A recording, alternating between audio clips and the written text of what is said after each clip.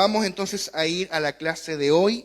Hoy nos toca la clase número 62, titulada La Esperanza de Gloria, parte 1. Hemos llegado ya al término de este estudio, nos queda esta clase y la próxima para ya terminar este estudio acerca del reino, que nos ha tomado más de 60 clases y que podría haber sido más. Hubo algunos capítulos que, por ejemplo, los vimos en 2 clases, bastante apurados, daba para 3, incluso 4 clases, solo para ver el contenido de lo que estaba en el capítulo del libro. Estamos siguiendo mi libro, El Reino de Dios.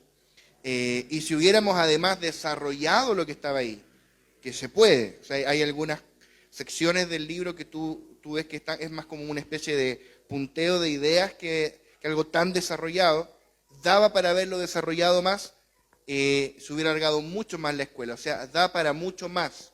El tema está lejos de haberse agotado. Y hay muchas más cosas que el Señor nos ha venido hablando este tiempo en cuanto al reino. Pero a lo menos este estudio que abarca el libro ya está llegando a su término. Entonces hoy vamos a ver el último capítulo del libro, la primera parte, próxima semana la segunda. Y este capítulo se titula La Esperanza de Gloria y tiene que ver con dar un cierre a todo lo que hemos venido compartiendo en los capítulos anteriores del libro y en las clases anteriores, en particular con lo que tiene que ver con la vida divina. Hemos hablado mucho de la vida, que el reino es un asunto de vida, que el reino se trata de que Dios sembró su vida en nosotros. Él no solo la impartió, sino que la sembró como una semilla para que crezca, ¿verdad? Y hemos hablado mucho de todas esas parábolas agrícolas, de cómo la vida divina va creciendo en nosotros hasta que Cristo sea formado en nosotros. Entonces, lo que está ocurriendo en esta era es el crecimiento del reino. De hecho, en una primera fase, en una primera etapa de escritura, este libro se iba a llamar El crecimiento del reino, porque trata del reino en esta era, solamente en esta era. En este capítulo terminamos viendo la segunda venida del Señor. Entonces trata del reino en esta era. Tampoco nos adentramos tanto en el reino anunciado, en la era del antiguo pacto. Nos centramos en esta era, desde que llegó Cristo hasta que viene por segunda vez, la era de la iglesia, de la gracia. Y esta era se caracteriza por el crecimiento del reino, este reino orgánico que se compone de muchos brotes de la vida divina, está creciendo. Todo esto lo hemos desarrollado a lo largo de un montón de capítulos. Pero al final de esta era, ¿qué es lo que viene? Viene la cosecha, ese es el término clave, la cosecha del reino, la cosecha de la vida que fue sembrada, que está creciendo para algo, es para ser cosechada. Entonces vamos a dar este cierre a todos estos capítulos que hemos venido viendo, con miras a esto, a esta esperanza gloriosa que está en la segunda venida del Señor, que es la cosecha de la vida que un día fue impartida en nosotros. Entonces vamos a comenzar hablando un poquito a modo de resumen respecto al Evangelio de Dios. Los primeros 2 subtítulos o 3 subtítulos son básicamente un resumen de lo ya visto. El ser humano fue creado para contener a Dios.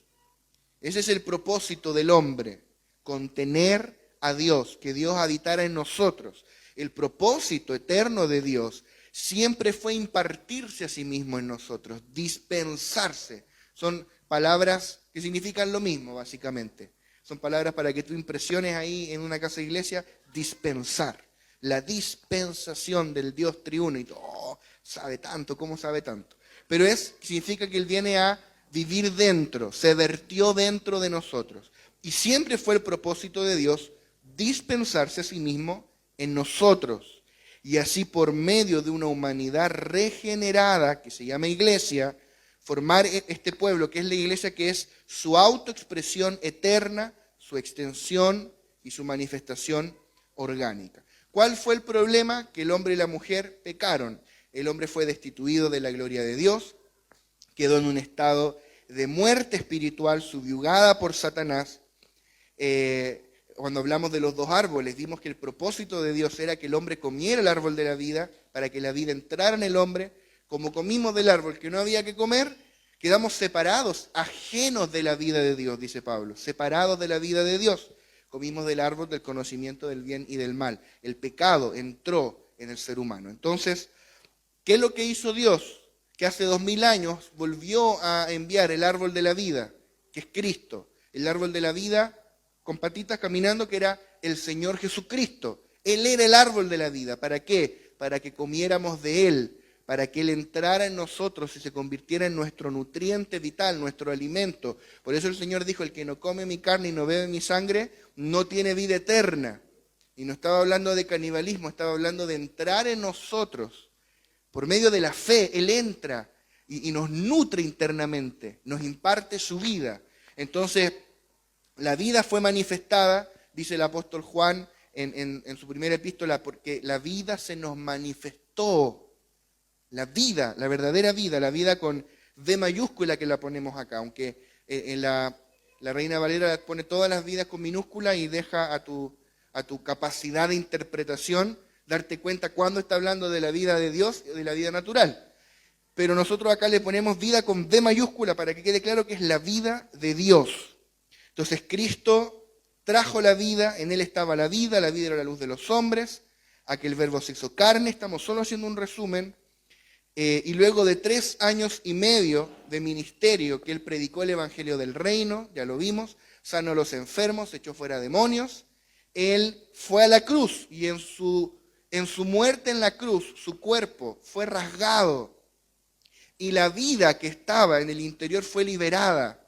Entonces cuando Él muere y Él resucita, la vida es liberada y Él es hecho o llegó a ser el Espíritu vivificante. ¿Para qué? Para impartirnos su vida. Entonces esa vida fue impartida en nosotros. ¿Cómo? A través del Espíritu vivificante, que es el Espíritu Santo y el Espíritu del Señor. Entonces tú recibiste a Cristo en tu corazón y a través del Espíritu Santo, Cristo vino a morar en ti. Porque el Espíritu Santo mora en ti. Y el Padre también mora en ti. Ese es un detalle no menor, que a través del Espíritu Santo que nos habita, el Dios Trino vino a morar en nosotros. Bueno, porque dice, y haremos morada en Él. Haremos, bueno. Pero el tema es que recibimos la vida. Y esta vida que fue impartida en nosotros, que es Cristo mismo, porque Él dijo, yo soy el camino, la verdad y la vida. O sea, esa vida es Cristo. Esa vida comenzó a crecer en nuestro interior y está creciendo. Y todo el libro trata de cómo esa vida crece en nosotros. Por si todavía no habías ahí descubierto el hilo del libro, trata de eso, de la vida divina creciendo en nosotros. ¿Y cómo esta vida comenzó a crecer? Primero fue impartida como una pequeña semilla. Y vimos la parábola del grano de mostaza. Y hay varias parábolas agrícolas ahí en Mateo. Mateo 13. Entonces, Cristo fue impartido como una semilla, comenzó a crecer en nuestro interior, comenzó a propagarse por todo nuestro mundo interior. O sea, imagínate esto, una semilla que está liberando esa vida y surge un pequeño tallo, después las hojas, viene después creciendo el tallo, son ramas, después viene muchas hojas y después fruto. O sea, esa pequeña semilla se convierte en un árbol. ¿Qué es lo que sería ese árbol? Sería Cristo formado en nosotros. Y ahí estuvimos hablando de que el propósito de Dios para con nosotros no es solamente venir a vivir en mí. No puedes conformarte con eso. El propósito de Dios es que ahora que Cristo vive en ti, Cristo crezca en ti y sea formado en ti. Y ahí mencionamos un verso muy importante que es Gálatas 4:19. Hijitos míos, por quienes vuelvo a sufrir dolores de parto hasta que Cristo sea formado en vosotros. Todo esto a modo de resumen, ya lo vimos con mayor detenimiento. El propósito de Dios en nosotros a nivel personal es que Cristo crezca dentro de nosotros hasta volverse un gran árbol. O sea, que Él llene todo tu ser, todo tu mundo interior con su persona. Que Él leude tu mente, que Él desaloje la mente natural nuestra, caída, incrédula, pecaminosa, con la mente de Cristo, la mente sobrenatural de Cristo. Que Él leude tus emociones, que Él leude tu voluntad, que tu voluntad se vuelva dócil al Espíritu Santo, sumisa al Espíritu Santo. Que Él hable y tu voluntad obedezca, al punto de empezar a desear lo mismo que Él desea. ¿Sabes qué? Nos pasa por un lado nos pasa, ahora que estamos a punto de irnos, que nos da un poco de nostalgia. Nos da nostalgia. Yo pienso en ustedes y los voy a extrañar. Pienso en los familiares, pienso cuando sea 18 de septiembre, y no sé, son cosas que uno generan una cierta nostalgia. Pero desde otro punto de vista, hay algunos días que me levanto y de verdad lo único que quiero es estar allá. Es una cosa inexplicable, es una voluntad que fue conquistada por la voluntad divina. Al punto que tu voluntad empieza a desear lo que Él desea. Entonces ya no siente, tu carne ya no siente como que Dios te está imponiendo algo. Más bien Él conquista tu corazón con el deseo de su corazón y lo convierte en el tuyo. Y tú empiezas a desear lo que Él desea, amar lo que Él ama, pensar lo que Él piensa. De eso se trata, Cristo creciendo en nosotros. Entonces el propósito de Dios es que Cristo sea formado en nosotros y de esta forma seamos conformados a la imagen de Cristo. Y ahí poníamos Romanos 8:29, que no lo voy a leer por tiempo, para que no nos falte después tiempo al final. Entonces Dios desea saturar todo nuestro ser con su vida, que todo nuestro ser, cada aspecto le exprese, de manera que Cristo no solo sea mi vida por dentro, sino mi vivir por fuera. O sea, que yo no solamente sea el vaso que porta Cristo, sino el vehículo de expresión, que el Cristo que tengo dentro, de alguna manera, salga y se exprese hacia afuera. Amén. Todo eso también ya lo desarrollamos largamente. Otra cosa que hablamos, para que Cristo sea formado en mí, yo debo desaparecer. El yo, la vida del yo, la vida caída, la vida de Adán. Para que Cristo crezca, yo debo disminuir. Juan el Bautista decía, es necesario que yo mengüe para que Él crezca. Ahora ese menguar no es con mi esfuerzo natural, no es Adán intentando matar a Adán. Yo no puedo ir a la cruz por mí mismo. Como decía Watchman Nee, alguien tiene que poner los clavos. Tú no te puedes clavar a ti mismo a la cruz. Y ese alguien es el Espíritu Santo, que se encarga de aplicar en nosotros la obra consumada de la cruz. Pero yo tengo que permitírselo. Y ahí está el tema, que a veces nosotros peleamos con Dios, batallamos con Dios porque no queremos que Él nos lleve a la cruz. Nos resistimos. Y Él nos crucifica y nosotros nos bajamos de la cruz. No, pero es que esto no se va a quedar así. Mira, escúchame bien. Y nos bajamos de la cruz, nos desclavamos, ¿cierto? Entonces, ¿cuál es el tema? ¿Hasta dónde estamos dispuestos a permitirle al Señor que opere su cruz en nosotros? ¿Hasta dónde estamos dispuestos a que Él conquiste? Porque que Él crezca en mí implica que yo disminuya. Eso al principio no nos habíamos percatado de eso. Por eso nos alegraba tanto que Él creciera. ¡Qué bien, Cristo está creciendo! Cuando empezamos a darnos cuenta que Él iba a chocar conmigo, con mis intereses, es un tema, es fuerte, es una lucha interior que te puede tomar mucho tiempo rendirte, levantar bandera blanca. Y ahí tienes, por ejemplo, en la sombra y figura, Isaac e Ismael. Ismael es la carne, Isaac es Cristo. Cuando nació Isaac, hasta Ismael aplaudió. O sea, cuando tú recibes al Señor, tu carne se alegra. Me están sanando, me están liberando, me están restaurando. Pero cuando Isaac empezó a crecer, y Ismael se dio cuenta que iba a tener que compartir la herencia del papá, ya no le gustó, porque Isaac era una competencia. ¿Y qué dice la palabra? Echa fuera a la esclava con su hijo, a la carne, para afuera. La carne al desierto, a morir. Bueno, Dios hace cargo igual de la sombra y figura. Dios sustentó a Ismael, de él hizo naciones. Pero en cuanto a tu carne, ahí ya cruz, no hay otro escape. ¿Qué otra sombra y figura tienes? Saúl y David. Cuando Dios ungió a David como rey, eso sería cuando tú recibiste a Cristo. David representa a Cristo, Saúl la carne. Saúl ni se percató. ni se enteró. Pero empezó una guerra entre la casa de David y la casa de Saúl. Y dice la palabra que la casa de David se fortalecía y la de Saúl se debilitaba. Cada vez David fue ganando más terreno, más influencia y por ende Saúl fue decreciendo. Saúl odiaba a David. Esa es la verdad. Al principio lo amaba, ¡oye, que canta bonito! Él canta y me siento bien. Pero cuando, claro, al principio la carne dice, voy a ir a la iglesia porque cantan y me siento tan bien. Cuando la carne se da cuenta que aquí me van a matar, no le gusta tanto. Y el tema es hasta dónde estás dispuesto a permitirle al Señor llevarte a la cruz.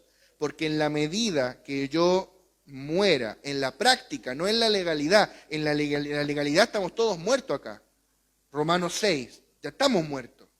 Gálatas 2:20, estamos muertos. El tema es cuánta de esa muerte he experimentado en la práctica. Y en la medida que yo haya muerto, en esa misma medida, directamente proporcional, voy a poder manifestar la vida de resurrección. Porque la resurrección viene después de la muerte, no antes. Entonces hay varias cositas. Esto lo desarrollamos con tiempo, varias clases. Y siempre volvemos sobre el mismo punto. En la escuela de obreros que hicimos también estuvimos hablando el peligro del lado bueno del alma y varias cosas ahí bien interesantes. Pero a modo de resumen, creo que basta con esto. Entonces, la pregunta es, ¿hasta dónde estamos dispuestos a permitirle a la vida incorruptible crecer en nosotros? Esto implicará renunciar a nuestra vida, a la vida del alma, a la vida caída del alma. Implica renunciar a mi forma de pensar, de vivir, de sentir y de ser. Entonces esa lucha de vidas, la vida de Cristo creciendo, que va a crecer en la medida que yo esté dispuesto a perder la otra vida, la vida del alma, la vida adámica, la vida caída, pecaminosa. Ese choque de vidas. Acá. Cuando Cristo es plantado como una semilla en mí, me convierto en un hijo de Dios. Pero cuando Cristo habita en mí como un árbol que da fruto, me vuelvo un hijo que manifiesta a Dios en la tierra para colaborar en la edificación de su cuerpo. Dios no tiene otro propósito en la tierra que edificar el cuerpo de Cristo, que es la iglesia, la extensión orgánica del Cristo resucitado. Entonces ahí entramos en el libro, por ahí por el capítulo 8, 9, no recuerdo exactamente, a hablar de la iglesia, me parece que el 9, hablar de la iglesia y hablar ahora de esta vida, pero en el plano colectivo. Porque si la vida está en mí y está creciendo, y en ti y en cada uno de los que estamos acá, si tú pudieras entonces ver en el Espíritu, lo que verías es muchos brotes de la vida divina, muchos arbolitos. O quizá, no sé si nos da para arbolitos, quizá una ramita, puras ramitas así, con 2 hojitas creciendo. Cada uno así una hojita, capaz un arbolito más grande, otro arbolito más pequeñito, y así brotes de la vida divina, un campo de cultivo. Entonces la iglesia en el Espíritu es un campo de cultivo, son un lugar donde hay muchos brotes de la vida divina. Es así que la vida que estaba en el gran original ahora está creciendo en millones de personas a través de una multiplicación exponencial. Esa misma vida del gran original está en nosotros, en miles, en millones de personas en el mundo. ¡Qué tremendo! Entonces, ahora los hijos de Dios, la iglesia, nos hemos transformado en una labranza, en un campo de cultivo, en un plantío. Todas estas expresiones son bíblicas. Somos labranza de Dios, somos plantío de Jehová, somos como un gran bosque, somos puros árboles acá. Por eso probablemente ese hombre que estaba ciego y Jesús le recobra la vista, Jesús lo sana y dice, veo hombres como árboles. ¿Y qué pasa si quizá en vez de hacer el milagro a medias, en realidad primero Dios le dio vista espiritual y después natural? Nosotros deberíamos empezar a ver a los hombres como árboles, la vida divina creciendo en cada uno, no dejar de mirar las falencias de nuestros hermanos, las debilidades que todos las tenemos y las vamos a tener hasta que venga el Señor, y empezar a mirar el oro que está en mi hermano, el tesoro, la vida divina que está creciendo. Si mirásemos a la iglesia en el Espíritu, veríamos un campo de cultivo, una labranza donde la vida de Dios está creciendo dentro de cada uno de nosotros.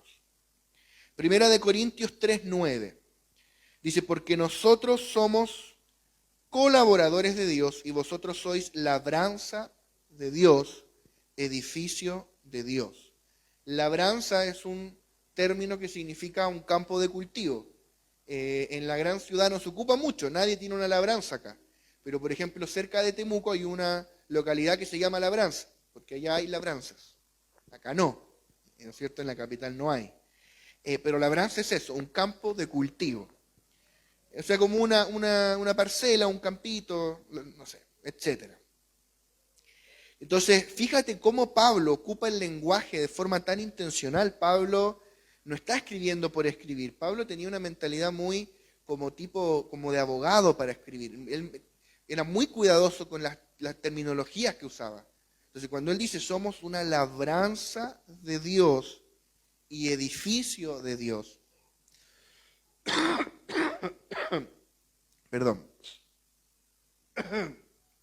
te está revelando dos aspectos de la iglesia, que es la labranza y el edificio. La labranza, este campo de cultivo, donde está germinando, creciendo la vida divina en millones y millones de brotes de esta vida. ¿Y para qué es ese crecimiento en vida? Es para el edificio, para hacer de nosotros piedras vivas aptas para el edificio de Dios. Bueno, avanzamos. La iglesia es la labranza de Dios, el campo de cultivo de Dios, donde la vida divina está creciendo en millones de personas. La vida de Cristo está creciendo en cada uno de nosotros. Somos brotes de su vida que está creciendo y multiplicándose por toda la tierra hasta que llegue el tiempo de la cosecha, cuando Cristo vuelva por su iglesia. Y entonces esta vida gloriosa será cosechada. Y ese es el punto de lo que vamos a empezar a hablar hoy. Hasta acá era un resumen, para entrar en contexto, que está en el libro por lo demás, porque es importante el resumen. Pero ahora vamos a entrar en el meollo del asunto, la cosecha. Porque este punto se nos puede pasar por alto, podemos pasarnos años hablando del crecimiento de la vida, del crecimiento del reino, y olvidarnos que si este reino es un árbol, que si este reino es una labranza, un día va a venir la cosecha. Y yo quiero decirte algo que es glorioso. Si la siembra fue gloriosa, la cosecha es tan gloriosa que ni siquiera lo podemos dimensionar. O sea, si tú crees que recibir a Cristo fue glorioso, Cristo vino a morar en ti, fuiste lleno del Espíritu Santo, hablaste en lenguas, profetizaste, sanaste enfermos, ganaste alma, te volviste un apóstol, hiciste todo lo que pudieras hacer. Todo eso lo hiciste solamente con la siembra. Se sembró la vida en ti. Imagínate lo glorioso que va a ser cuando se coseche. Porque la siembra es un tiempo de trabajo, de esfuerzo, de dolor. Dice la palabra que se siembra con lágrimas. ¿Cuántos saben eso? ¿Cuántos han tenido la oportunidad de ganar almas para el Señor? Obviamente no nosotros, es el Señor a través de nosotros. Y poder consolidar a esas personas. Entonces tú sabes que se siembra con lágrimas. Por lo general se siembra con lágrimas. Pero la cosecha es una fiesta. En muchos lugares, si tú te vas para el campo, hay fiestas relacionadas con las épocas de cosecha. Para la primavera, para cuando caiga, pero es para la cosecha. La cosecha es una fiesta. O sea, si tú crees que haber recibido a Cristo es glorioso, y lo es, espérate lo que va a pasar cuando Él venga y coseche la vida que fue impartida en ti. Eso sí que va a ser glorioso. Entonces, lo que vamos a hablar los próximos minutos es algo que está ahí en la Biblia. No estamos hablando nada que haya salido de otro lugar. Siempre estuvo ahí. Pero creo que no lo habíamos visto con tanta claridad, aunque estaba allí. Y por eso hay un montón de versículos que vamos a ir leyendo, para que veamos esto, la cosecha. Yo recuerdo, y creo que lo compartí hace un tiempo, cuando el Señor me habló lo que está plasmado acá en este capítulo, y se los cuento ahora, por si no estaban ese día que lo conté. Me parece que todos los capítulos del libro vinieron a mi espíritu con mucha claridad. Muchas veces venía una voz de parte del Señor muy clara o una carga muy específica en mi espíritu. Escribe esto es para tal capítulo, esto va acá, esto va acá. Fue muy direccionado por el Señor ese proceso de escritura. Y hubo un día en que el Señor me comenzó a hablar. Yo recuerdo que yo vivía con mis papás en ese tiempo, y yo estaba en la casa, estaba solo, no recuerdo por qué, y no sé por qué tampoco estaba en la universidad, no estaba en ningún lado, no sé por qué, pero estaba en la casa solo. Y estaba cocinando, y el Espíritu Santo me habló y me dijo: al que venciere, yo le haré columna en el templo de mi Dios. Y dije: wow, Señor, qué tremendo. Bueno, amén. Tremendo, Señor. Y seguí cocinando ahí, y el Señor me volvió a hablar y me dijo: al que venciere, yo le haré columna en el templo de mi Dios. Wow, Señor. Y yo todavía no. Señor, qué tremendo, Señor, tú eres tremendo. Y el Señor me volvió a hablar y me dijo lo mismo: al que venciere, yo le haré columna en el templo de mi Dios. Y ahí entendí que Dios me quería hablar algo. Así que apagué el fuego y fui a buscar mi Biblia, me senté en el sillón y busqué Apocalipsis. Obviamente tú sabes que eso está en Apocalipsis, capítulo 2 y 3, todas las exhortaciones a las 7 iglesias. Y empecé a buscar una por una todas las partes donde dice: el que venciere, el que venciere, el que venciere. Hay una para cada iglesia, son 7, y al final de Apocalipsis vuelve a exhortar al que venciere. Y empecé a leerlas una por una, a masticarlas, meditarlas, rumiarlas, dirían nuestros hermanos brasileros. Y ahí el Espíritu Santo me empezó a hablar. Y empezó a venir la revelación. Y el Señor empezó a hablarme muy fuerte, muy fuerte. Y un poco resumiendo la historia, empezó a hablarme de las cosas que están acá. Y el Señor me dijo: quiero que escribas esto, y esto va a ser el último capítulo del libro. Aquí termina, no quiero que llegues más allá en este libro, hasta acá termina. Y el Señor me dijo: todo lo que te hable desde acá en adelante va a ser para otros libros, pero el de reino cierra aquí, y tiene que cerrar aquí. Y cada vez más entiendo el por qué. Primero, porque si no, este libro no estaba diseñado para tratar el reino en la era venidera, da para otro libro eso, da para otro libro.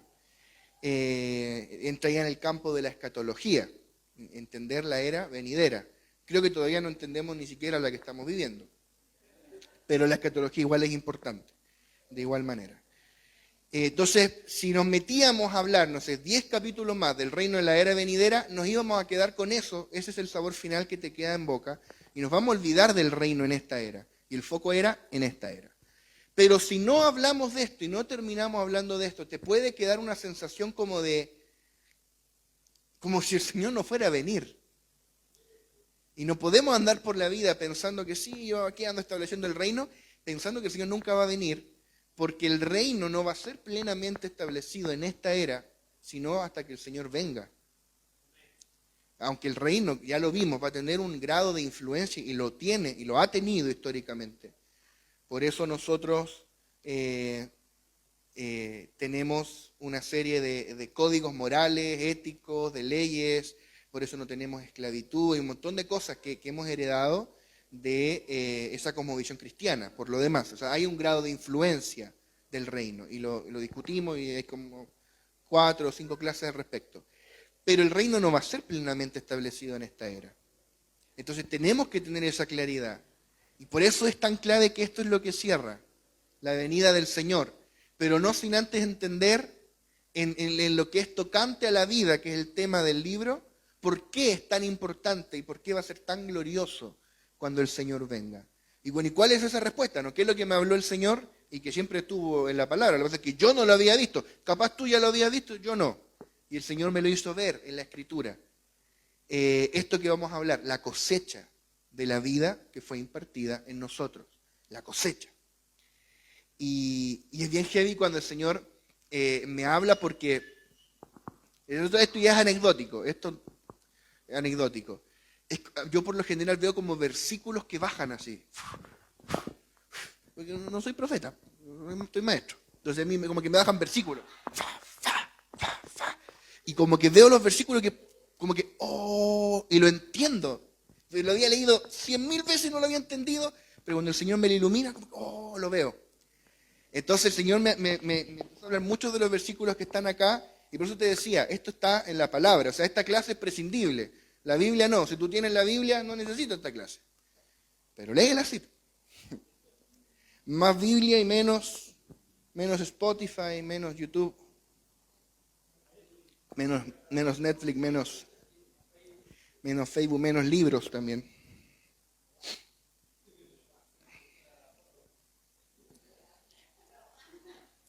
Oye, esto es un paréntesis. Los viejitos de antes, los viejitos de la vieja escuela, la vieja guardia, tenían algunas reglas bien curiosas. Inventaban reglas para todo. Había una regla que decía, no puedes pasar más tiempo en el púlpito que el que pasaste previamente en oración. O sea, si tú vas a predicar 1 hora, tienes que haber orado mínimo 1 hora. Entonces, chuta, si alcancé a orar media hora, soné, voy a tener que predicar más corto hoy día. Claro, el principio se entiende, ¿no es cierto? Sin oración no somos nada. Pero reglas para todo. Entonces, podríamos hacer una regla que no deberías leer más cantidad de hojas de libros cristianos que las hojas de Biblia que leíste. Porque algunos han leído más libros cristianos que la Biblia. Nunca se han leído la Biblia, pero se han leído un montón de libros. Pero tampoco vamos a hacer reglas. No estamos en la onda de las reglas, ¿cierto? Estamos en la gracia. Pero piénsalo, tenemos una generación analfabeta bíblicamente. Citan versículos, sí, pero... Claro, y tú puedes leerlo. Pero ¿cuándo fue la última vez que agarramos una epístola y la leímos completa? El otro día la pastora Dani agarró una Biblia en una versión que no suele leer y se leyó Hebreos completo y tomó apuntes. Y dije, uy, hay cosas que esto no lo había visto así. Oh, mira qué interesante. Porque si tú te lees la epístola completa es distinto. Es distinto. Tú te puedes leer el Nuevo Testamento en 3 meses, sin dificultad. 3 hojitas diarias. No es difícil. Bueno, cierro paréntesis. La herencia de Dios. La herencia de Dios. Efesios capítulo 1, versos 18 al 19. Alumbrando los ojos de vuestro entendimiento, para que sepáis cuál es la esperanza que Él os ha llamado y cuáles las riquezas de la gloria de su herencia en los santos y cuál la supereminente grandeza de su poder para con nosotros los que creemos, según la operación del poder de su fuerza. Quiero destacar la parte que dice, y cuáles las riquezas de la gloria de su herencia en los santos. Acá hay 2 cosas contenidas. Los teólogos discuten respecto al significado del pasaje porque te está insinuando como 2 cosas. Te está insinuando que nosotros tenemos una herencia en Dios, pero también que Dios tiene una herencia en nosotros. Y de hecho esto último es lo que está remarcando más este versículo, porque hay otros versículos que hemos hablado donde dice las inescrutables riquezas de Cristo, las abundantes riquezas de su gracia. Esas riquezas son ¿para quién? Para nosotros. Dice Pablo que nosotros predicamos el evangelio de las inescrutables riquezas de Cristo. ¿Para quién? Para ti, para que las disfrutes. Cristo dado a ti como riquezas. Qué hermoso.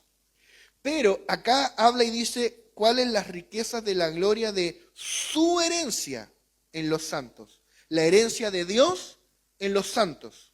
O sea, acá en realidad engloba las 2 cosas, pero acá está hablando específicamente de la herencia que Dios tiene en nosotros.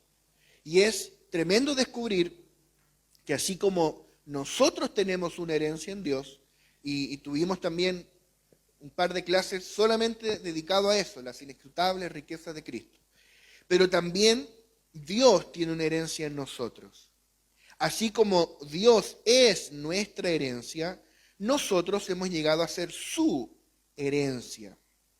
Ya hablamos de la herencia que nosotros recibimos, que es el Dios triuno impartido en nosotros mediante el Espíritu, las riquezas de Cristo. Hemos heredado todo lo que Dios es, todo lo que Dios tiene, todo lo que Dios logró para nosotros.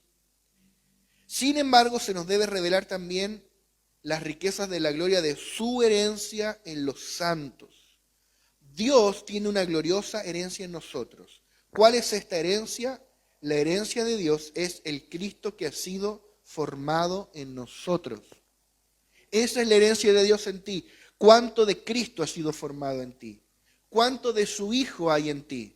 Hoy día, no cuando Él lo sembró, porque cuando Él sembró a Cristo en ti había poquito Cristo, una semilla, para ser específicos. Si ahora hay un árbol, entonces Dios ganó Cristo.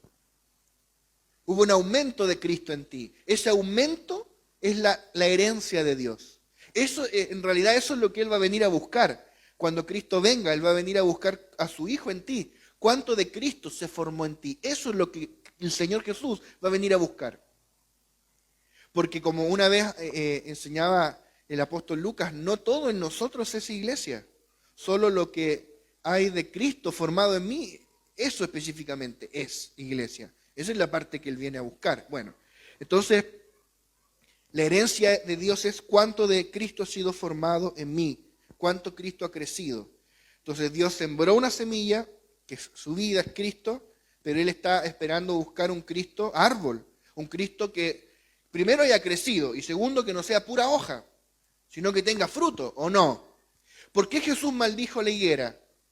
Porque era temporada de fruto y no tenía fruto. Simple. Él tenía que tener fruto, no había excusa válida. No era la temporada de siembra, no era una higuera de este porte, no. Era una higuera que años de años tenía que dar fruto y no los dio. Ese es el tema. Entonces, de ese punto de vista del crecimiento, Dios hizo una inversión en nosotros, porque Él impartió su vida en nuestro interior. Y recuerda que la vida es representada por el oro. O sea, Él impartió un tesoro en nosotros, una medida de oro. Y la idea es que ese oro crezca. O sea, si Él depositó, por decir algo, un lingote de oro, y después de todos esos años que tú has caminado en el Señor, cuando Cristo venga, Él espera encontrar más que un lingote de oro. Si Él depositó un lingote, Él espera encontrar 2, 3, 10 más, no sé, o no. Que si tú inviertes, si tú depositaras, no sé, te ganas un premio, 10 millones de pesos, tú dices, ya lo voy a depositar en el banco. Y tú vas a buscar esa plata, en realidad depositar en el banco sería como lo que menor ganancia te va a dar, pero por otro lado, está ahí quietecita, no tienes que hacer nada, ¿no es cierto? No te vas a comprar algo para trabajar, no sé. No, está ahí, en el banco, pero te va a generar una ganancia, ¿no es cierto? Un interés a tu favor. ¿Y qué pasaría si después de 30 años vas a buscar los 10 millones y hay 10 millones? Hay 10 millones y 30 pesos. Tú dirías, oye, aquí me estafaron, yo esperaba encontrar, no sé, más, ¿verdad? Y hizo una inversión. Entonces, ese es el concepto. Dios hizo una inversión, Dios invirtió de su vida en nosotros. Y Él está esperando un retorno mayor que lo que invirtió. O sea, que esa medida de vida, de oro, crezca. Que Cristo crezca en nosotros, que Él sea formado. Él sembró semillas esperando venir por una cosecha de árboles. Él viene a cosechar fruto, no ramas. Él viene a buscar fruto. El fruto es el Cristo madurado en mí, formado, siendo expresado a través de mí. Entonces Dios hizo un depósito a plazo, un depósito de su oro divino en mí, que es su vida y su naturaleza, para que este tesoro crezca y se multiplique y al final de esta era Él recoja su herencia en mí, es decir, su tesoro aumentado y multiplicado. Entonces la herencia de Dios es cuánto de su Hijo hay en nosotros. Y no todo en mí es Cristo, por mucho que queramos de repente como negar que no, si yo no, prácticamente no, yo ya no peco, no, eso es mentira. Seamos realistas, seamos realistas. Hay que separar la legalidad objetiva de los hechos, cobrar el aspecto subjetivo en el sentido de la experiencia. Hablábamos el otro día con los jóvenes, ya somos santos y también estamos siendo santificados, ahora disposicionalmente. O sea, que yo comience a vivir de forma santa, dado que soy santo. Amén. No todo en mí es herencia de Cristo. En mí hay oro, sí, pero también hay barro, porque soy un vaso de barro que tiene oro adentro. Es decir, la herencia de Dios es cuánto oro hay en mí. ¿Cuánto ha crecido Cristo en mí? ¿Hasta qué punto Él ha sido formado y ha llenado todas las áreas de mi ser? Esta es la medida de la herencia de Dios en mí. Cuando Cristo venga, Él va a venir a buscar cuánto de Él creció en mí, en nosotros. Cuánto de su vida hay en nosotros. ¿Ha crecido el oro de Dios que está en ti? ¿Ha crecido la vida divina para estar listo para la cosecha? ¿Le hemos permitido a esta vida crecer? ¿Estamos listos para la cosecha? ¿O nos falta? Estamos verdes todavía, inmaduros. El reino tiene una expresión presente y una expresión futura. La iglesia es el campo de cultivo de Dios, la labranza de Dios, donde la vida divina está creciendo y dando fruto. Dios plantó su vida en nosotros y esa vida es su herencia. Y el final de esta era será el tiempo de la cosecha, en que el fruto de la vida divina que fue impartida en nosotros será cosechada para Dios. Entonces será levantada la cosecha para Dios y el Cristo que ha sido formado en la iglesia será arrebatado para Dios como el Hijo varón y llegaremos a ser la herencia de Dios por la eternidad, su expresión eterna. La expresión el Hijo varón viene de Apocalipsis, pero no tenemos tiempo hoy para entrar allí. Entonces vamos a hablar un poquito ahora sobre esta cosecha del reino. Vamos a leer Mateo capítulo 13, verso 30 y luego el verso 37 al 40, que es la parábola del trigo y la cizaña. No la vamos a leer completa. Dice, dejad crecer juntamente lo uno y lo otro, el trigo y la cizaña. Resumiendo la parábola, trata de que el Señor vino y plantó trigo en su campo, y luego vino el malo y plantó cizaña, y comenzaron a crecer. Entonces el Señor ahora tiene un problema. ¿Cómo va a tratar la cizaña? Entonces esto es lo que dice el Señor, dejad crecer juntamente lo uno y lo otro hasta la siega, y al tiempo de la siega yo diré a los segadores, recoged primero la cizaña y atadla en manojos para quemarla, pero recoged el trigo en mi granero. Y ahora el verso 37 en adelante. Respondiendo él les dijo, acá está la interpretación de la parábola, el que siembra la buena semilla es el Hijo del Hombre, Cristo. El campo es el mundo, la buena semilla son los hijos del reino, y la cizaña son los hijos del malo. El enemigo que la sembró es el diablo, la siega es el fin del siglo. ¿Qué es lo que es la siega? Cosecha, es lo mismo, es un sinónimo. La cosecha, entonces, ¿qué es lo que es? El fin del siglo, el fin de esta era, del aión, el fin de esta era. Y los segadores son los ángeles. De manera que como se arranca la cizaña y se quema en el fuego, así será el fin de este siglo. Hay varias cosas en esta parábola, que de hecho si tú ya leíste este capítulo del libro, te darás cuenta que no explicamos la parábola, porque esta parábola en realidad da para tratarla de forma mucho más extensa. Y me gustaría tratarla, de hecho, en otro libro. Pero lo que básicamente está hablando acá es con respecto al desarrollo de la iglesia. Porque el Señor plantó buena semilla, pero vino el maligno, Satanás, y plantó mala semilla, que es cizaña. Por eso la edificación se corrompió. Y el Señor dice, dejen crecer lo uno y lo otro. No vaya a ser que queriendo arrancar cizaña arranquen trigo. Y al final, en el tiempo de la cosecha, la cizaña va a ir al horno, va a ser quemada, y el trigo va a ir al granero. Entonces quiero centrarme en un solo aspecto de esta parábola, que pudiera ser como que pasa desapercibido, pero es extremadamente importante. Y es que el fin de esta era está definido por Cristo como la cosecha, la siega. ¿La siega de qué? El trigo que Él sembró. Porque Él sembró buena semilla de trigo, que son los hijos del reino. Cada uno aquí una espiga de trigo. ¿Ves? Campo de cultivo, labranza. ¿Y por qué Él plantó trigo? No es porque le gusta plantar trigo, es porque le espera una cosecha. O sea, Él al final de esta era, tienes que ver el cuadro de esto, al final de esta era, Él va a venir a buscar el fruto de lo que sembró. Eso es lo que Él viene a buscar. Y por lo demás, va a haber una cosecha. Va a haber una cosecha. Y el trigo que no tiene fruto, ¿qué le va a pasar? Va a tener que dar explicaciones. Y el trigo que fue desobediente va a tener que dar explicaciones. Y el trigo que tiene fruto va a recibir recompensa. Y el que era cizaña, nunca se convirtió, era un falso hermano, va a ser quemado. Eso es perdición eterna. El que era cizaña, el que nunca nació de nuevo.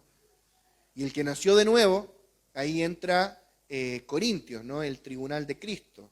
Y dice que según la obra de cada uno, si su obra fue con los materiales incorrectos, será quemada la obra, no él, la obra, él será salvo así como por fuego.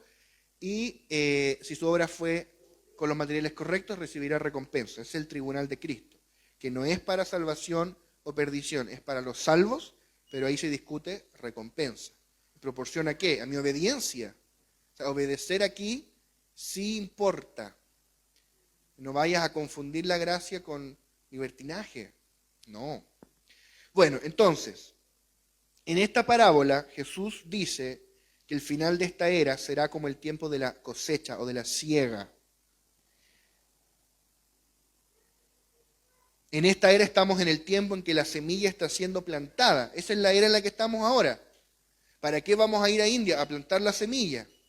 ¿Para qué la gente predica en las radios? ¿Para qué la gente predica en las calles?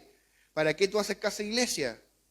Para plantar la semilla. Porque estamos en la época de que la semilla está siendo plantada. En esa era estamos. Y que la vida está creciendo. Y la vida está multiplicándose, propagándose en muchos.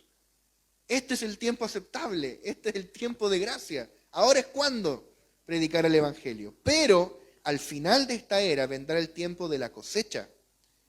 Será la cosecha del reino y Dios cosechará la vida que Él sembró en nosotros. El Señor vendrá a buscar el fruto de la semilla que fue plantada en nosotros y este fruto es el Cristo que ha sido formado en nosotros. Cristo como semilla produce a Cristo fruto. Ambos son Cristo, el mismo Cristo que creció y se formó en mí. Gálatas 6:8. Vamos a desarrollar este concepto de la cosecha.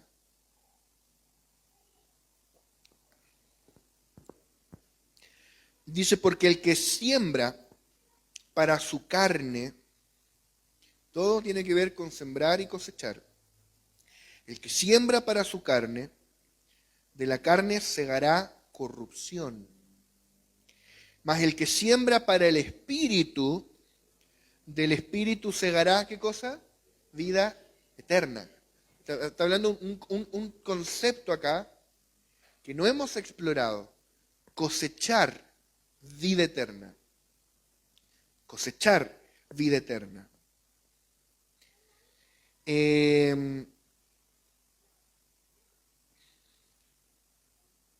¿Qué significa cosechar vida eterna?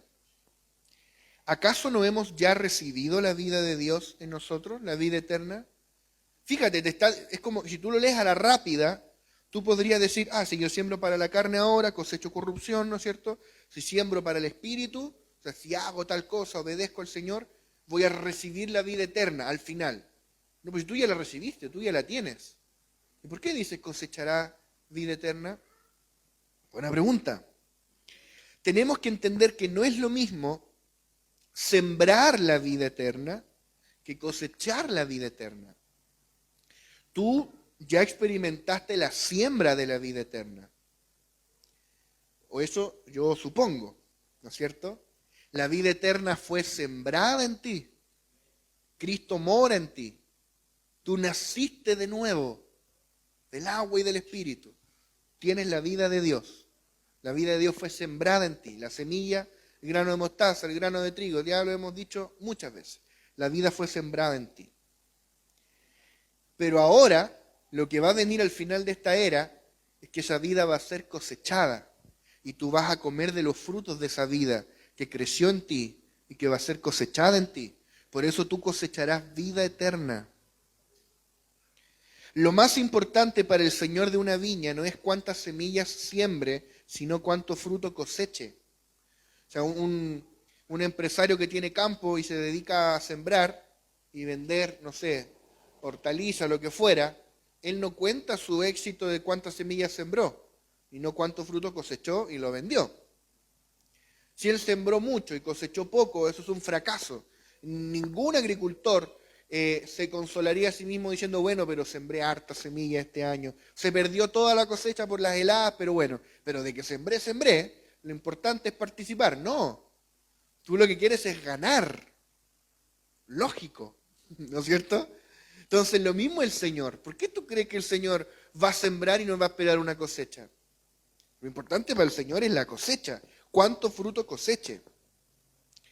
Ciertamente la vida divina fue plantada en nosotros y está creciendo en nuestro ser y comenzando a dar fruto. Pero esta vida aún no ha sido cosechada. Y vendrá el tiempo en que el fruto de la vida divina, que fue impartida por Dios en nosotros y que ha crecido en nuestro interior, será cosechada para Dios. Cuando esa vida que creció en nosotros sea cosechada, nos volveremos la herencia eterna de Dios. Seremos su herencia para su disfrute. Y eso también nos permitirá a nosotros disfrutar de su herencia eterna. Entonces la vida eterna ya fue sembrada en nosotros, pero aún no ha sido cosechada. No se ha manifestado en su gloria la cosecha de la vida celestial que fue sembrada en nosotros. O sea, lo más glorioso no es la siembra, es la cosecha. Si tú, no sé, te gusta comer manzanas y tienes hambre, ¿qué es más glorioso? ¿Sembrar unas semillas en el campo de manzana o ir a un árbol que ya creció y sacar una manzana rojita, así, jugosa, deliciosa y comértela? Comerte la manzana es mejor, ¿no es cierto? O el fruto que a ti te guste, ¿no es cierto? Sembrar no es lo bueno es cosechar. Ahí está la gloria. En una viña el tiempo de siembra es sinónimo de trabajo, pero el tiempo de cosecha es sinónimo de fiesta. Por eso la venida del Señor va a ser una fiesta.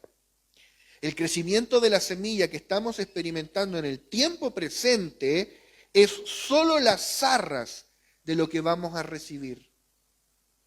¿Puedes dimensionar eso? O sea, todo lo que el crecimiento de la vida trae, y hay varios capítulos que hablamos, creciendo en vida, cómo la vida crece en nosotros, y todo lo que viene por causa de que la vida crezca en ti, ser usado por Dios, se intensifica el fluir de los dones, Dios te da madurez, Dios te da sabiduría. Es tremendo lo que Dios hace, Dios te bendice en todas las áreas por causa de esa gracia que está siendo formada en ti. Todo eso es las zarras de lo que vas a recibir cuando esta vida sea cosechada en ti. En aquel día experimentaremos la cosecha de la vida eterna y seremos la herencia eterna de Dios y Él la nuestra, y la expresaremos eternamente con todas sus riquezas. ¡Qué tremendo! Hemos heredado la gloria celestial y aún no se ha manifestado lo que hemos de ser. O sea, todo lo que disfrutamos ahora son las zarras, el adelanto, es como el demo, para que tú pruebes nomás y veas que es bueno. Lo que se viene después es lo realmente bueno.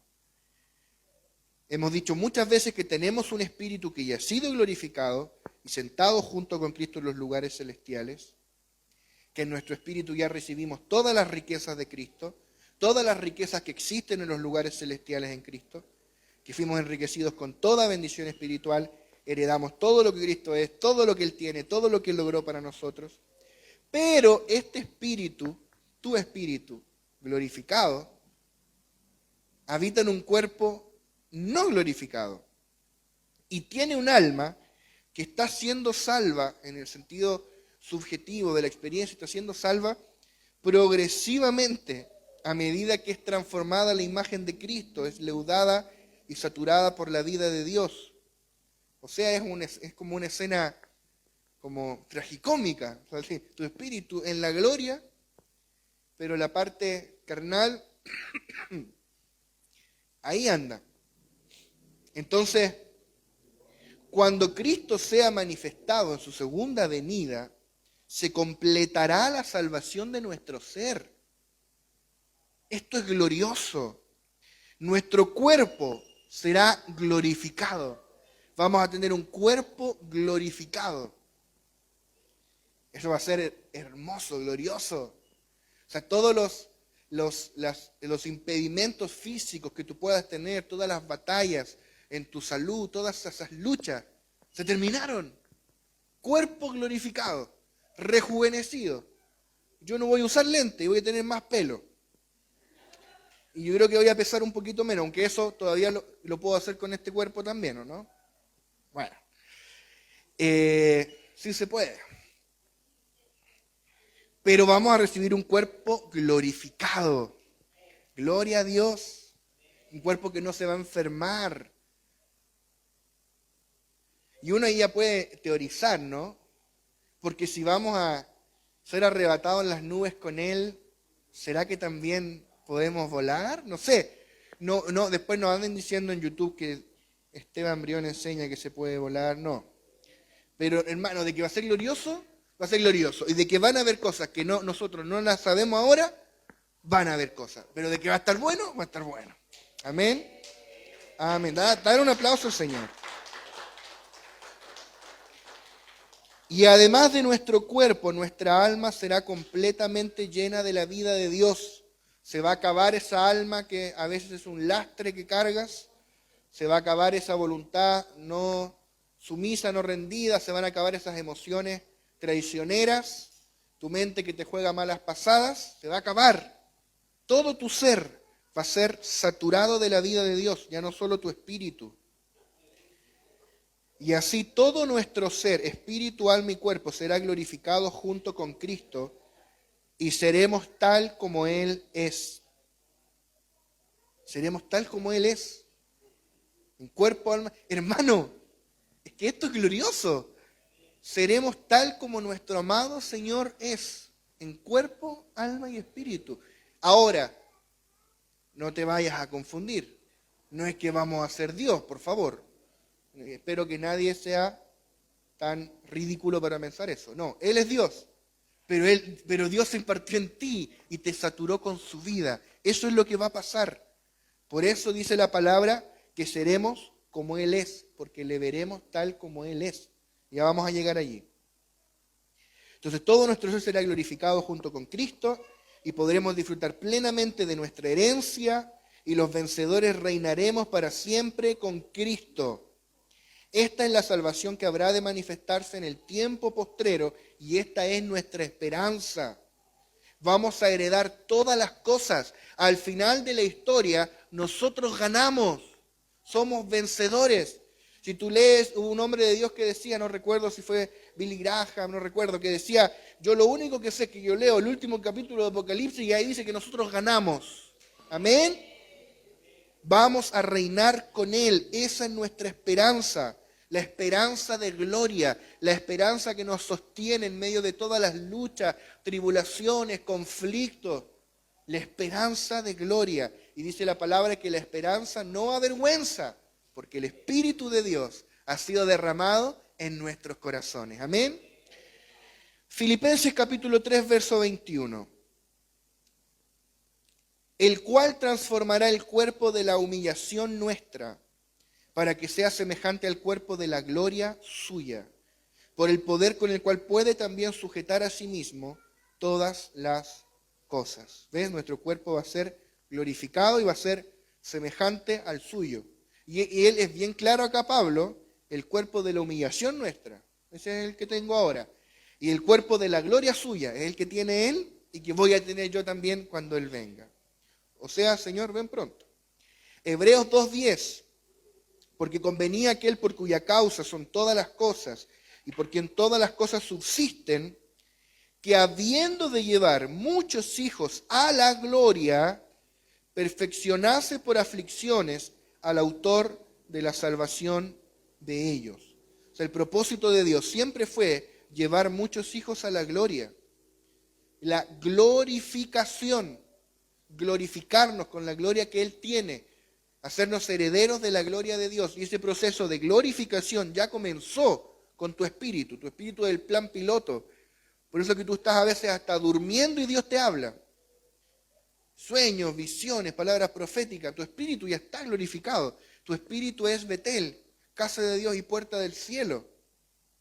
Tu espíritu es el lugar santísimo donde mora la presencia de Dios, el plan piloto. Pero esa gloria va a alcanzar tu alma y va a alcanzar tu cuerpo en la venida del Señor. Seremos glorificados con la misma gloria que Cristo tiene. Seremos semejantes a Él. Seremos como Cristo nuestro Señor. ¡Qué glorioso! Yo no sé si tú habías pensado esto, pero Cristo vino para compartir de su gloria con nosotros. Eso es pura gracia. Es gracia. Pero Él oró al Padre y dijo, Señor, de la gloria que tú me diste, yo les he dado. Primera de Pedro 1, del 3 al 5. Bendito el Dios y Padre de nuestro Señor Jesucristo, que según su grande misericordia nos hizo renacer. ¿Cómo nos hizo renacer? Por medio de impartir su vida en nosotros. Bueno, sigo leyendo. Nos hizo renacer para una esperanza viva. O sea, desde que naciste de nuevo está presente esta esperanza. Por la resurrección de Jesucristo de los muertos, para una herencia incorruptible. Esa es tu esperanza. Incontaminada e inmarcesible, reservada ¿dónde? En los cielos para vosotros. No es de aquí, es de allá, pero viene. Que sois guardados por el poder de Dios mediante la fe para alcanzar la salvación. ¿Cuál? Que está preparada para ser manifestada. ¿Cuándo? En el tiempo postrero. O sea, hay un aspecto de la salvación que se va a manifestar en el tiempo postrero, cuando Él venga. Los hijos de Dios tenemos una esperanza gloriosa en nosotros y esta esperanza radica en la herencia incorruptible, incontaminada e inmarcesible que está reservada en los cielos para nosotros y será manifestada cuando Cristo venga. Entonces alcanzaremos la salvación que está preparada para ser manifestada en el tiempo postrero. Y entonces seremos herederos de la gloria de Dios. Mira, leamos por favor Marcos capítulo 10, verso 29 al 30. No sé si me pueden dar unos minutos más para que terminemos esta lección y así la próxima semana vemos la otra, no dejamos nada pendiente. Marcos 10, 29 al 30. Respondió Jesús y dijo, de cierto os digo que no hay ninguno que haya dejado casa, o hermanos, o hermanas, o padre, o madre, o mujer, o hijos, o tierras, por causa de mí y del Evangelio, que no reciba 100 veces más, ahora en este tiempo, casas, hermanos, hermanas, madres, hijos y tierras, con persecuciones, y en el siglo venidero, la vida eterna. O sea, que hay varias cosas bien interesantes. Preludio. En la segunda lista sacó mujer, para que nadie vaya a creer que va a recibir, si dejó mujer va a recibir más mujeres. No, eso no funciona así. Solo un paréntesis, dice casas, hermanos, hermanas, madre, hijo, tierra. Se saltó mujer. Un detalle bueno. Pero lo aclaro porque hay algunos que pervierten el Evangelio del Señor. Ahora,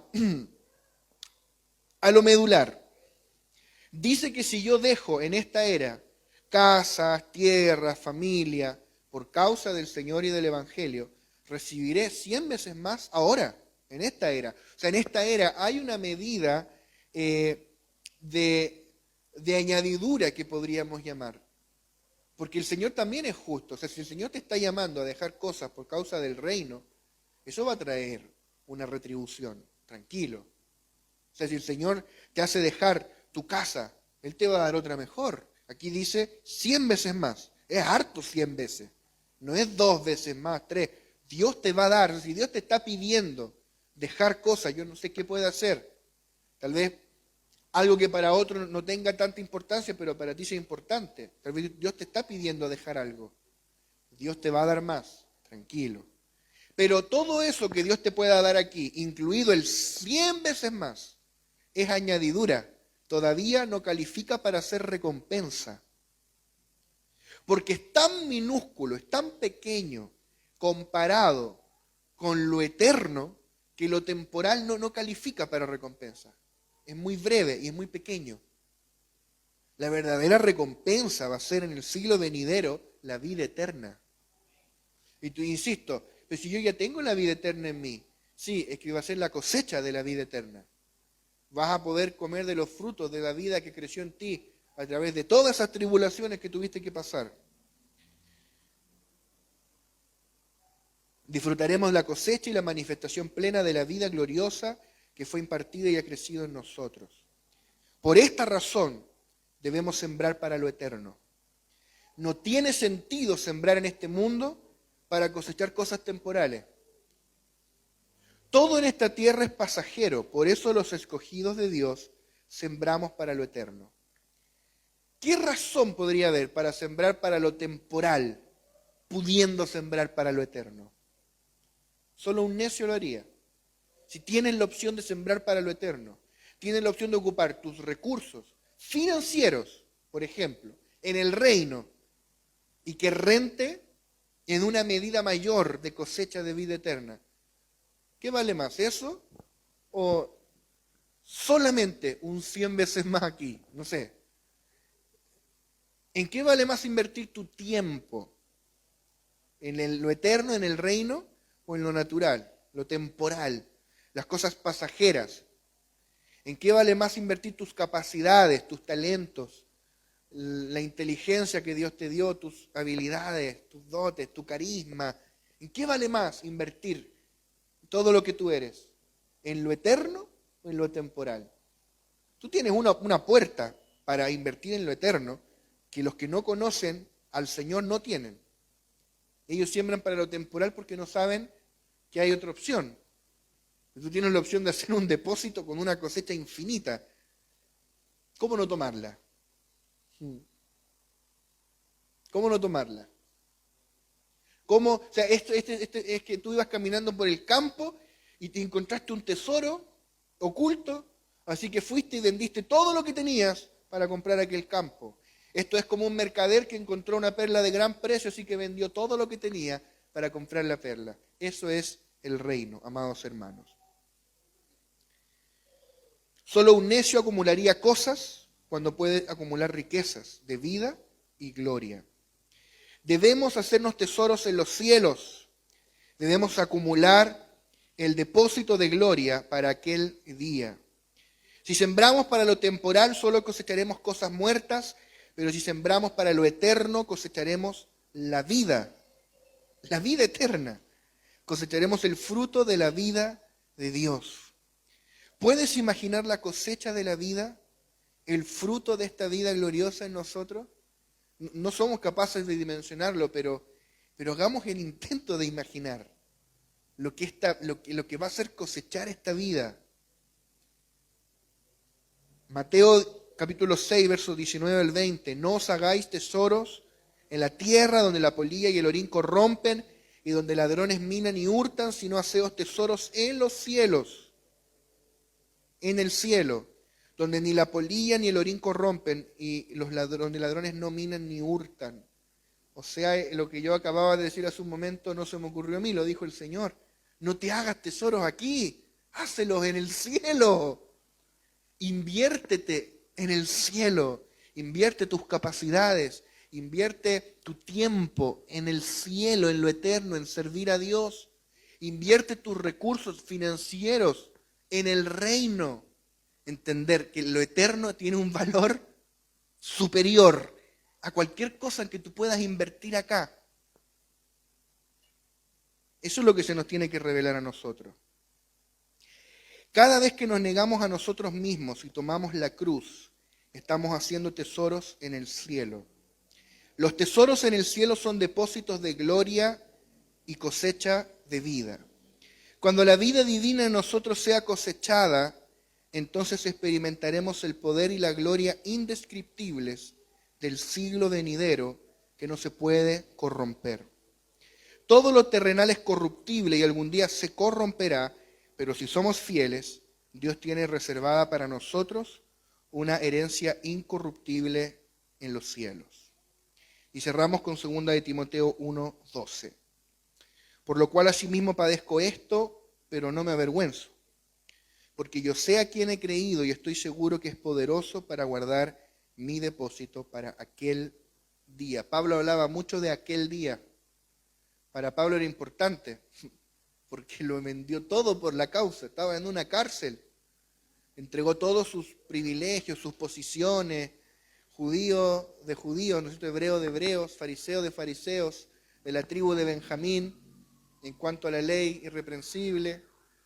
Pero Pablo, ¿qué dijo? Pero cuantas cosas eran para mí ganancia, las he estimado como pérdida. Amén. Por amor de Cristo. Que esa sea nuestra oración en esta noche, hermanos. Frente a la perspectiva de lo eterno, frente a la visión de la gloria que habremos de heredar, no tiene ningún sentido seguir invirtiéndonos en lo natural, seguir sembrándonos en lo natural. Tienes que sembrarte en lo eterno para cosechar la vida eterna. Amén. Qué fuerte. Vamos a orar. Vamos a orar. Amado Padre, te doy gracias, Señor, por esta puerta que tú has puesto, Señor, delante de nosotros, Señor. Esta oportunidad de sembrar para lo eterno. De sembrar nuestro tiempo, nuestras manos, nuestro trabajo, nuestras vidas, nuestras capacidades y recursos para el reino. Señor, queremos vivir para lo eterno. Queremos vivir para ti, Señor.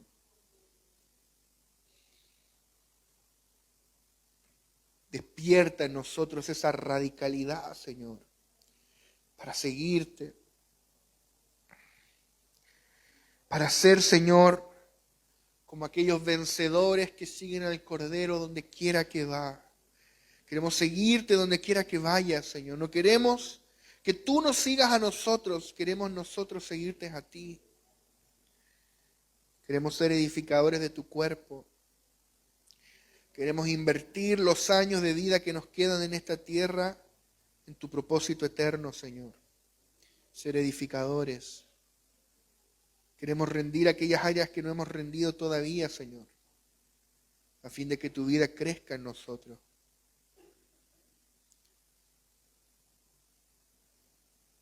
Queremos, Señor, que esta vida crezca y nos sature, nos llene, nos transforme, hasta que Cristo sea plenamente formado en nosotros.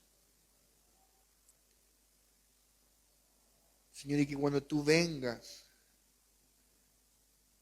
no corramos, Señor, lejos de ti avergonzados, sino que corramos hacia ti, Señor. Seamos glorificados, Señor, juntamente contigo y experimentemos, Señor, esa cosecha gloriosa de tu vida que hoy está creciendo en nosotros. Yo creo que tú nos des una visión celestial de la era venidera, a fin de poder ponderar apropiadamente la era presente, gestionar nuestras vidas, Señor, en pos de la era venidera, Señor. Como dice tu palabra, los que han gustado los poderes de la era venidera. Oh, Rabashe Karabaso Korobas. Oh, Rebashe Kererebaso Korobaso. Irie Kerebashe Karabas. Hemos gustado los poderes de la era venidera. Hemos gustado de tu poder, Señor, de tu unción, de tu espíritu. Haznos ver que tan solo estas experiencias son las arras de la gloria venidera que disfrutaremos cuando tú vengas, Señor. Espíritu de Dios, Espíritu de Dios.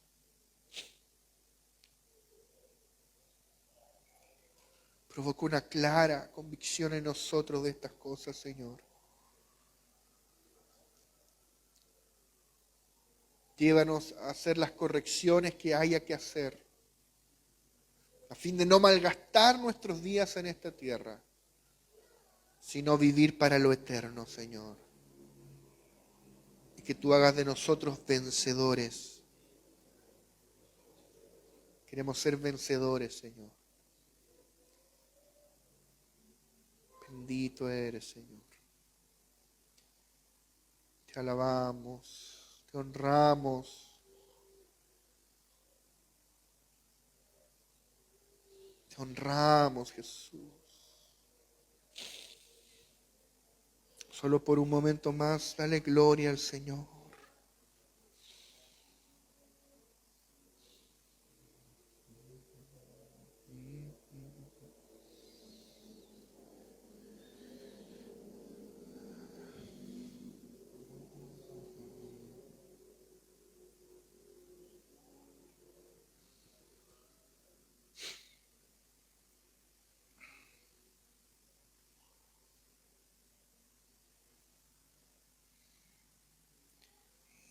Y si vivimos, para Él vivimos. Y si morimos, para Él morimos. Sea que vivamos o que muramos, somos del Señor. Somos del Señor. Sea que vivamos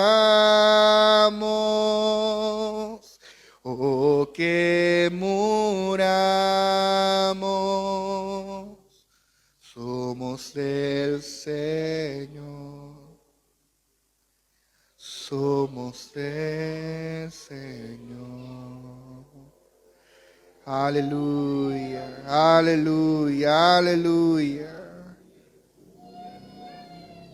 Gloria a Dios.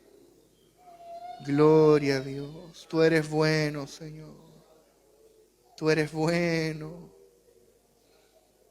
Te exaltamos, Rey, te honramos, te glorificamos.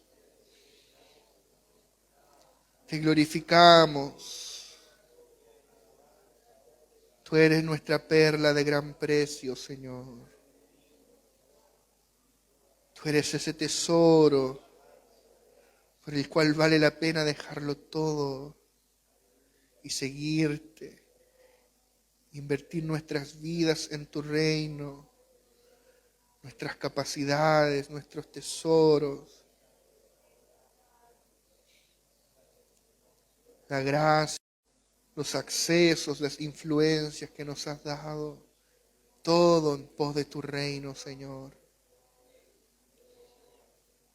Gloria, gloria a tu nombre, Señor. Gracias, Jesús. Gracias, Señor.